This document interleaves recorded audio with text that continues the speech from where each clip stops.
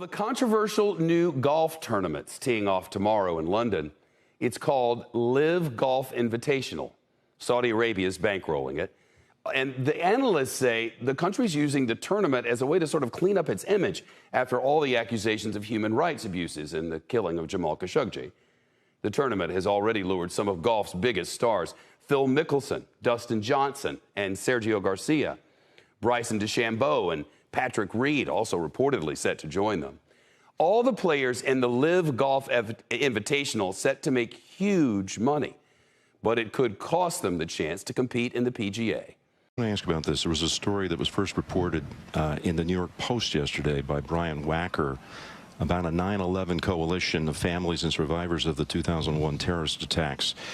9/11 Families United sent a letter to the representatives of Phil, Dustin, Bryson, Reed, and others, quote, expressing their outrage towards the golfers for participating in the new league and accusing them of sports washing and betraying the United States, end quote. And that's gotten a lot of steam over the last 24 hours. That story first reported again in the New York Post. How much did you talk to your players about the possible ramifications if they sign on with the new league? Well, I talked to players. I've talked at a player meeting, and I've talked to a number of players individually for a long period of time. And I think you'd have to be living under a rock to not know that there are significant implications. And as it relates to the families of 9/11, I have two families that are close to me that lost loved ones. And so my heart goes out to them. And I would ask, you know, any player that has left or any player that would ever consider leaving, have you ever had to apologize for being a member of the PGA Tour?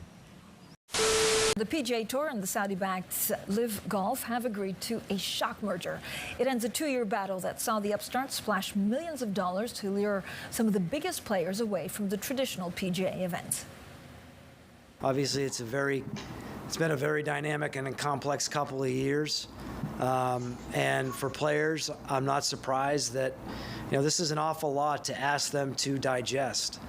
And this is a significant change for us, you know, in the direction that we were going down. Initially, under the terms of this agreement, the new entity which is formed, which still doesn't have a name, the main economic voting rights are going to be held by the PGA at the moment. But we do know that the head of the Saudi Sovereign Wealth Fund, Yasser Al Rumayyan, is going to be the chairman of this new entity, and they've also said that they have essentially a sort of first right of refusal over investments in new projects. So I think we will see over time that that balance of power may well shift, and with Yasser as chairman, it looks like the Saudis are very much at the top of this new entity.